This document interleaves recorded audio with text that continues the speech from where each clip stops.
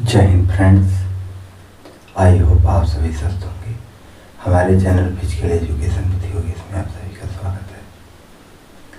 हम लोगों ने पिछले क्लास में स्केलेटन सिस्टम को ख़त्म कर लिया था। आई होप आप लोगों को वह टॉपिक समझ में भी आया होगा। आज से हम लोग नया टॉपिक जिसको ब्लड कहते हैं और हिंदी में उसे रक्त कहा जाता है उसके बारे में पढ़ने वाले हैं। तो ब्लड के कंपोनेंट क्या क्या होते हैं, उनके कार्य क्या क्या होते हैं और वो ये कार्य कैसे करता है, उसकी आवश्यकता क्यों है, इन सभी प्रश्नों के बारे में हम लोग आज चर्चा करने वाले हैं। तो आइए शुरू करते हैं। ब्लड जिसे रक्त कहा जाता है।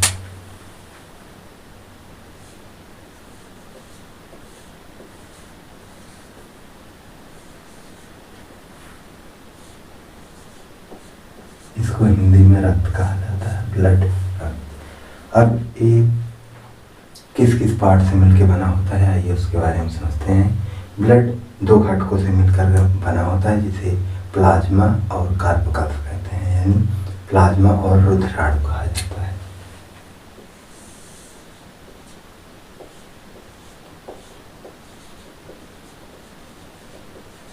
पहला पार्ट होता है प्लाज्मा और दूसरे पार्ट को कार्पकल्स कहते हैं।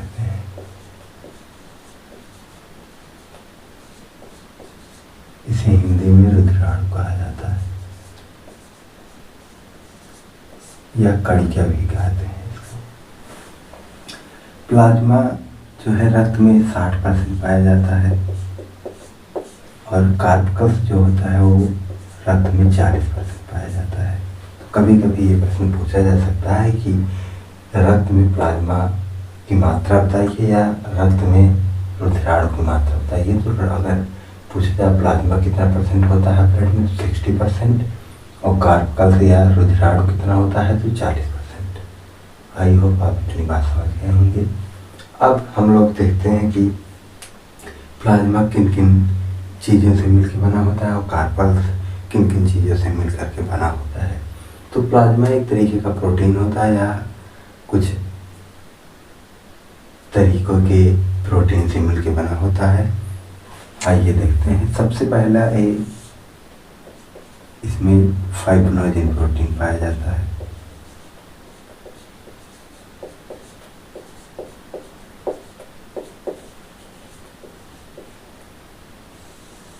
पहला इसका कंपोनेंट फाइब्रोनोजेन होता है। उसके बाद प्रोथ्रोम्बिन होता है।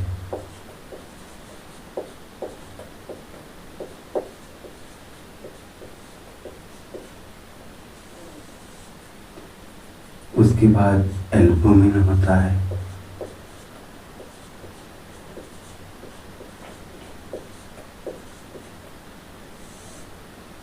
और अंत में ग्लोबुलिन होता है।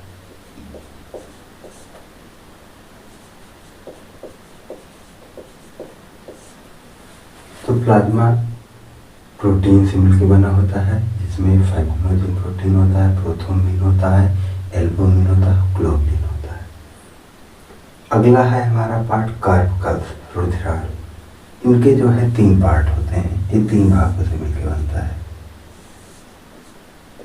पहले भाग को WBC कहते हैं, दूसरे भाग को RBC कहते हैं और तीसरे भाग को प्लेटलेट्स कहते हैं।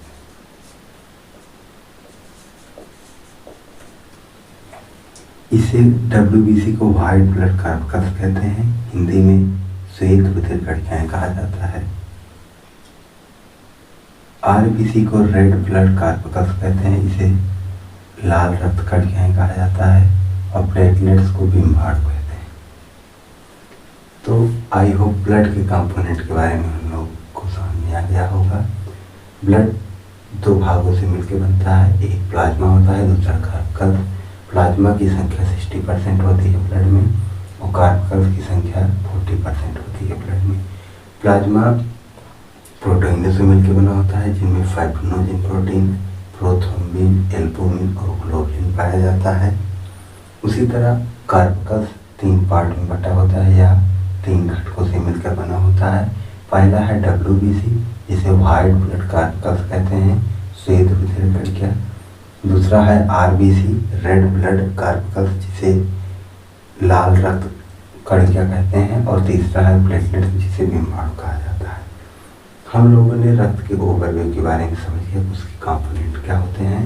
अब हम लोग को जो पढ़ना है वो सबसे पहले कार्पकस के बारे में पढ़ना होता है, और उसमें भी सबसे पहले हम लोग WBC शुरू करते हैं कि व्हाइट ब्लड कार्पकस क्या होते हैं, इसके बारे में पढ़ेंगे। तो आइए WBC के बारे में शुरू करते हैं।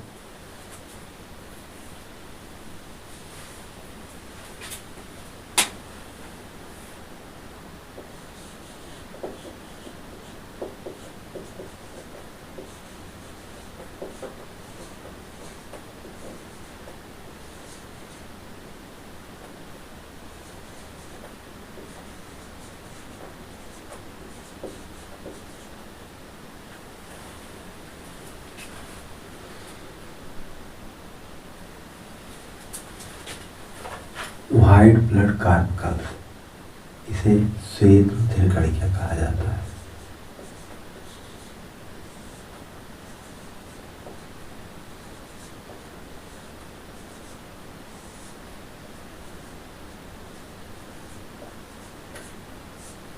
श्वेत रुधिर कणिका कहते हैं, WBC शॉर्ट फॉर्म है।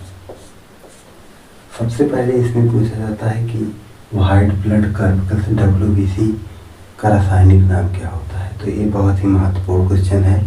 अभी भी रिसेंटली में LT ग्रेड प्रीलिम्स का एग्जाम हुआ था, उसमें ये क्वेश्चन आया था कि WBC का रासायनिक नाम क्या होता है। तो इसको जो है ल्यूकोसाइट कहा जाता है।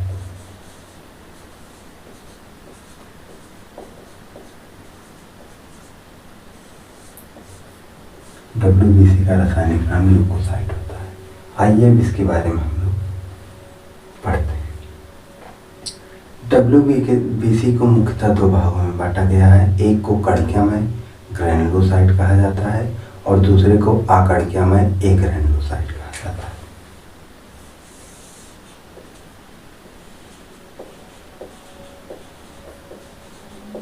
पहला है ग्रैनुलोसाइट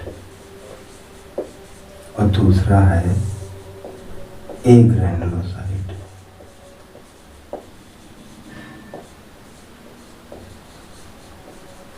इसको कणिकामय कहते हैं,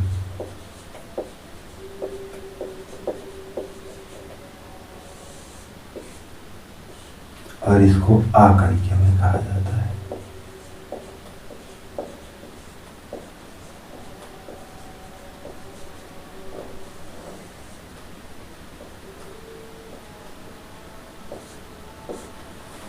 तो व्हाइट ब्लड कार्पकल्स को दो भागों में बांटा गया है, ग्रैनुलोसाइट और एग्रैनुलोसाइट, कणिकामय और अकणिकामय। अब इसके भी विभिन्न पार्ट होते हैं और इसके भी पार्ट अलग अलग होते हैं। सबसे पहले हम लोग ग्रैनुलोसाइट यानी कणिकामय के बारे में पढ़ना शुरू करते हैं। तो देखते हैं कणिकामय। कणिकामय को मुख्यतः तीन भागों में बांटा गया है। पहले को एसिडोफिल कहा जाता है,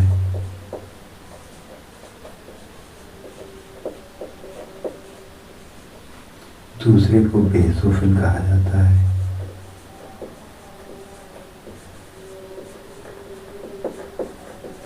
और तीसरे को न्यूट्रोफिल्स कहा जाता है।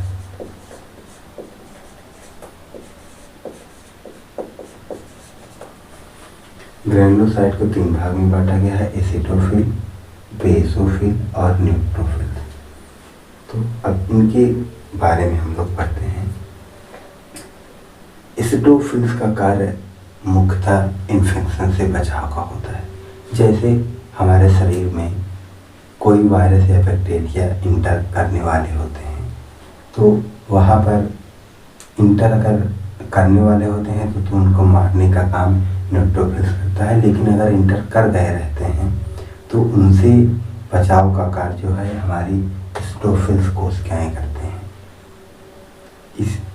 तो इनका मुख्य एसिडोफिल्स का मुख्य कार्य हमारे शरीर में इन्फेक्शन से बचाव का होता है।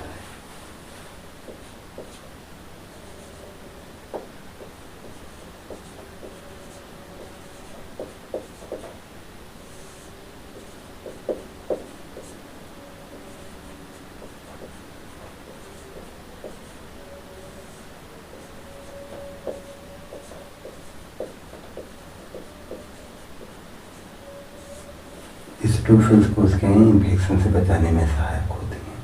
अब यहाँ पर एक महत्वपूर्ण क्वेश्चन बनता है कि ब्लड में एसिडोफिल्स की संख्या कैसे मापा जाता है।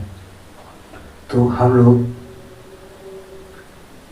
जब भी लैब में जाते हैं और हमें पता करना होता है कि एसिडोफिल्स की संख्या क्या होती है, तो हम लोग कांच के एक प्लेट पर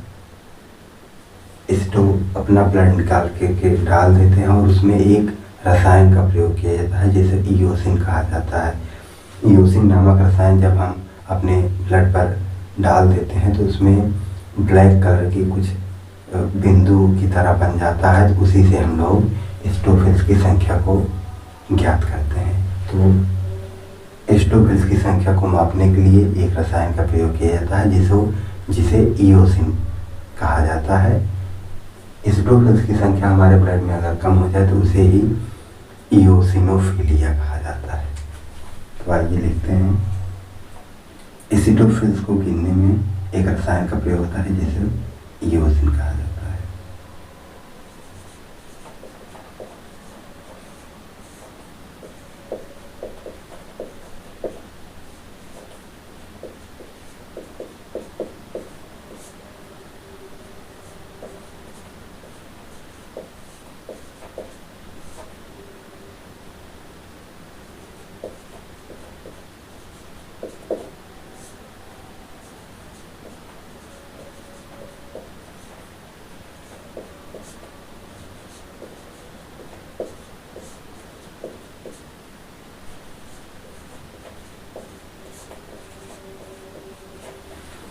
एसिडोफिल्स की संख्या को गिनने के लिए एक केमिकल का प्रयोग करते हैं जिसे इयोसिन कहा जाता है।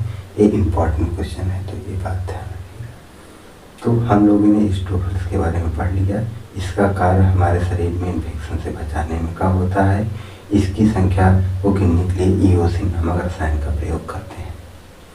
अब हम लोग इसकी अगले पार्ट में आते हैं जिसे बेसोफिल कहा जाता है। तो बेसोफिल का काम क्या होता है उसको आइए समझते हैं। बेसोफिल्स का मुख्य कार्य प्रोटीन के रिजर्वायर की तरह होता है, मतलब प्रोटीन को ये रिजर्व करा रहता है। बेसोफिल्स को तीन प्रकार के प्रोटीन पाए जाते हैं। पहला है हिपैरिन, दूसरा है हिस्टामिन और तीसरा है सेरोटोनिन। इन सभी का कार्य होता है प्रोटीन रिजर्व करना होता है। और इसकी कार्य क्या है आइए देखते हैं। तो मुख्य कार्य है प्रोटीन को रिजर्व करना। प्रोटीन रिजर्वायर की तरह कार्य करता है।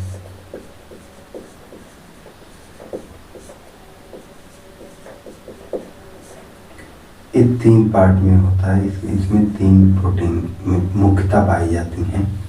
पहला है हिपैरिन,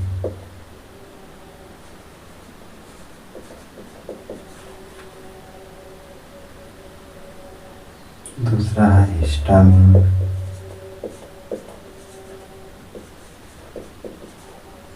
और तीसरा है सेरोटोनिन। तो हिपैरिन का काम क्या है, हिस्टामिन का काम क्या है और सेरोटोनिन का काम क्या है।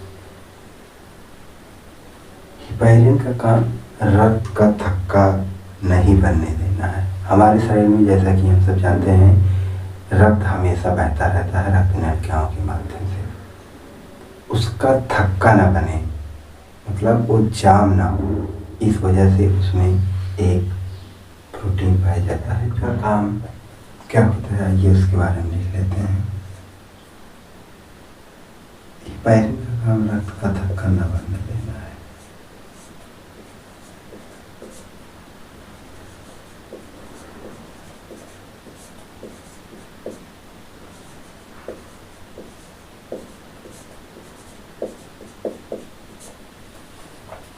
हिपैरिन का कार्य है रक्त का थक्का हमारे शरीर में न बनने देना, जिससे आसानी से रक्त हमारे शरीर में प्रवाहित होता है। उसके बाद अगला है हिस्टामाइन। हिस्टामाइन क्या कार्य करता है, तो हिस्टामाइन का कार्य होता है हमारी ब्लड वेसल्स जो है रक्त कोशिकाएं, रक्त नलिकाएं जो है उनके आकार को चौड़ा कर देना है। इस प्रक्रिया को वेसोडाइलेशन कहा जाता है।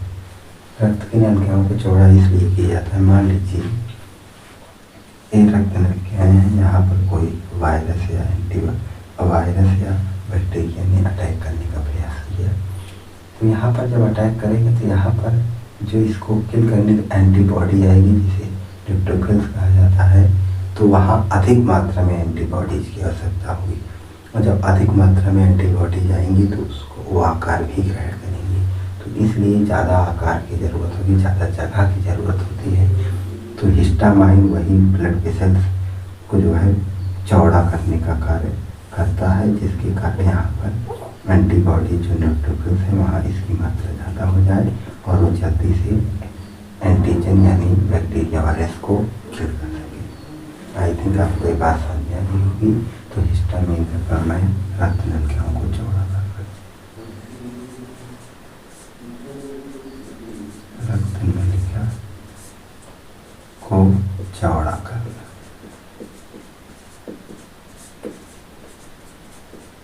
इसे इंग्लिश में वेसोडाइलेशन कहा जाता है।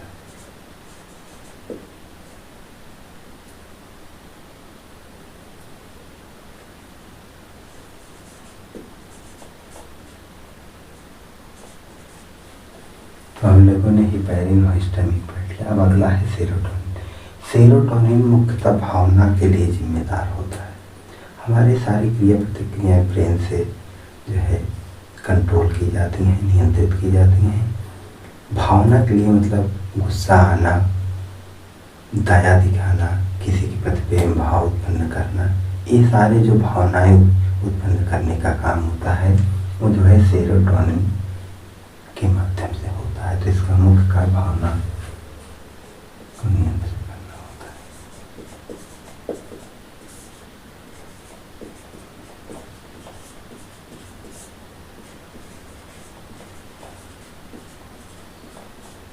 इसका कार्य भावना के लिए जिम्मेदार होता है सेरोटोनिन। जितनी हमारी भावनाएं होती हैं उनको जो है कंट्रोल करने और उनको विकसित करने का कार्य सेरोटोनिन करता है। तो हम लोगों ने अभी तक इतने तीनों हिपैरिन, हिस्टामिन और सेरोटोनिन के कार्य पढ़ लिए हैं।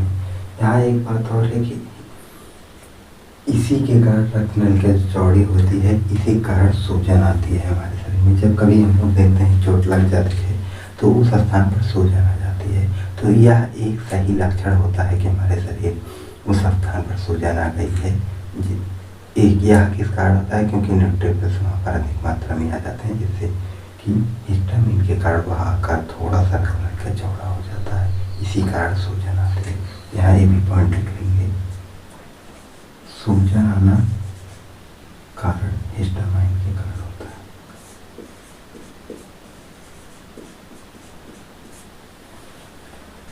हम लोगों ने अब एसिडोफिल्स और बेसोफिल्स के बारे में पढ़ लिया है और उनके बारे में भी सारी जानकारियाँ हासिल कर ली है। अब हम लोग पढ़ते हैं न्यूट्रोफिल्स के बारे में। न्यूट्रोफिल्स का काम क्या होता है? न्यूट्रोफिल्स को फर्स्ट लाइन ऑफ डिफेंस कहा जाता है। Important question.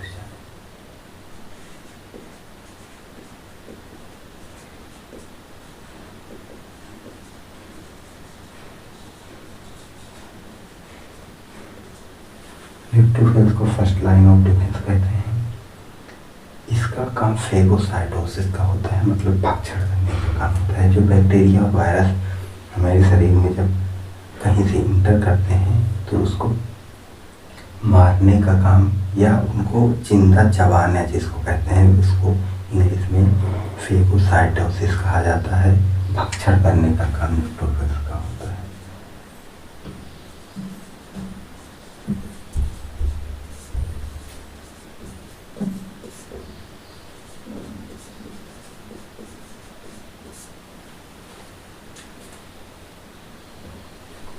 न्यूट्रोफिल्स का काम भक्षण करने का होता है, इसे फर्स्ट लाइन ऑफ डिफेंस कहते हैं। इसकी संख्या हमारे ब्लड में सबसे ज़्यादा होती है, इसे न्यूट्रोफिल्स कहा जाता है। तो ये पूछा जाए सबसे ज़्यादा सेल ब्लड में कौन से सेल पाई जाती हैं, तो न्यूट्रोफिल्स पाई जाती हैं। आई थिंक हम लोग का ग्रैनुलोसाइट वाला पोर्शन पूरा कवर हो गया है। अब हम लोग आगे बढ़ते हैं कड़िकेमा या ए ग्रैनुलोसाइट के बारे में आगे। तो हम लोग ए ग्रैनुलोसाइट के बारे में पढ़ने वाले हैं, जिसे आकड़िका में कहा जाता है। इसको दो भाग में बांटा गया है। पहला है मोनोसाइट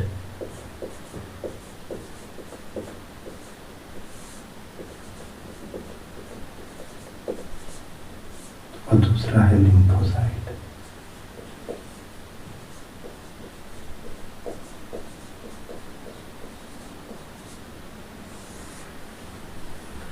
मोनोसाइट और लिम्फोसाइट दो भागों में कड़ियों में कड़ियों में को बांटा गया। अब इसकी काम क्या है उसको आइए समझते हैं। मोनोसाइट का भी काम होता है फेगोसाइटोसिस का, यानी भागछड़ करने का, जो काम न्यूट्रोफिल्स का होता है। तो लिख लेते हैं।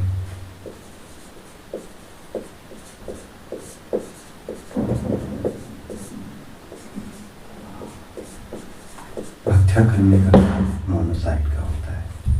अब हम लोग पढ़ते हैं लिम्फोसाइट। एक थोड़ा सा इम्पोर्टेंट है, ये दो पार्ट में बटा होता है।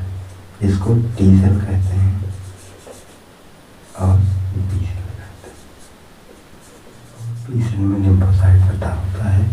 अब देखते हैं टी सेल का काम क्या होता है और बी सेल का काम क्या होता है। टी सेल का काम मुख्यतः संदेश पहुंचाने का होता है। जैसे कि हम लोग जानते हैं कि पहले के राज्यों में संदेशवाहक होते थे, जो कोई भी आक्रमण की जानकारी और कितनी संख्या में है, उनको मारने के लिए क्या किया जाए, सारा जो है रिपोर्ट वो अपने सेनापति को देते थे। उसी तरह टी सेल का काम होता है संदेश पहुंचाने।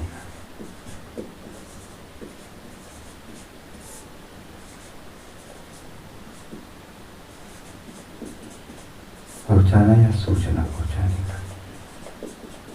जैसे मान लीजिए ये हमारा शरीर पार्ट है, यहाँ पर कोई बैक्टीरिया या वायरस अटैक करते हैं।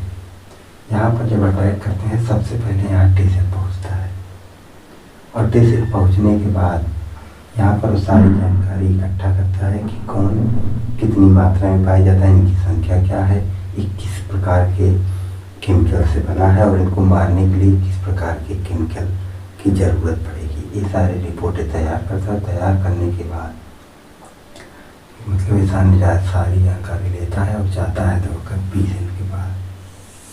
कौन जाता है तो टी सेल।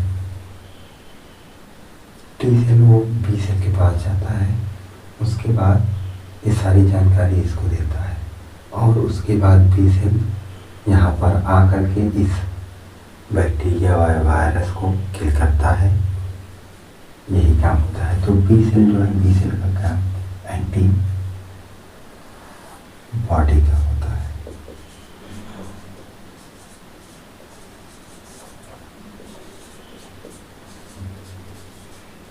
एंटीबॉडी का काम बी सेल करता है। ये जो है वायरस या बैक्टीरिया को मारने का कार्य करता है, मारने का कार्य। और टी सेल का काम सूचना पहुंचाने का होता है। ये एंटीजन की तरह कार्य करता है।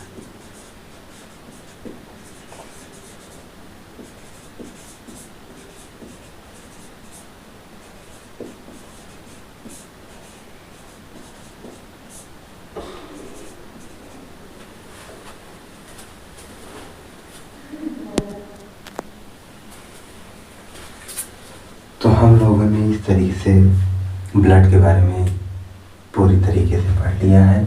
तो एक बार हम लोग पूरा रिव्यू करते हैं क्या क्या हमने पढ़ा। सबसे पहले आज हम लोगों ने ब्लड के बारे में शुरू किया।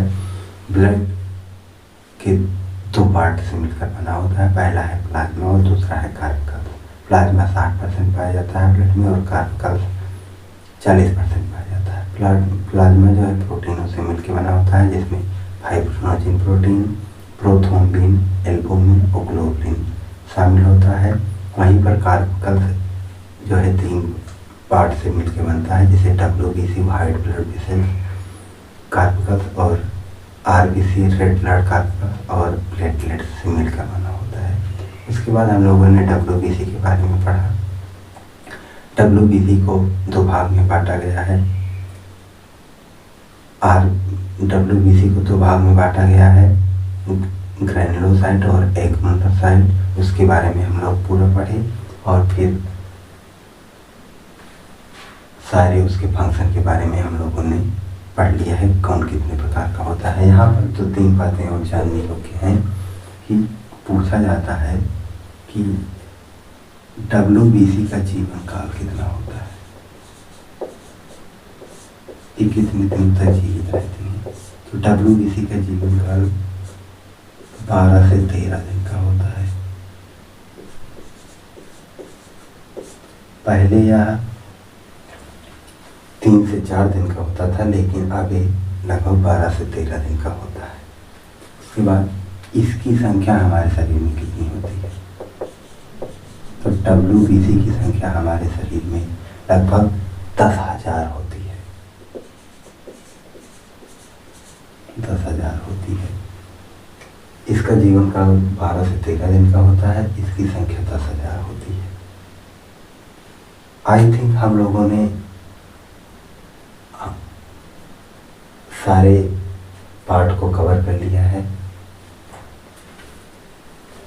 इसका जीवन काल 12 से 13 दिन का होता है, संख्या ब्लड में 10,000 होती है और इसमें केंद्रक पाया जाता है।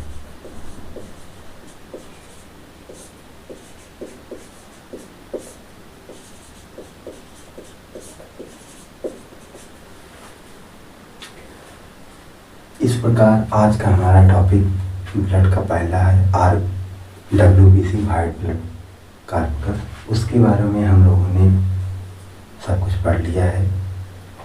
आई थिंक आपको ये सारी चीज़ें समझ में आ गई होंगी। अगर आपको हमारा यह वीडियो अच्छा लगा हो तो लाइक, सब्सक्राइब और कमेंट करना ना भूलिएगा। मिलते हैं नेक्स्ट वीडियो में, तब तक के लिए जय हिंद।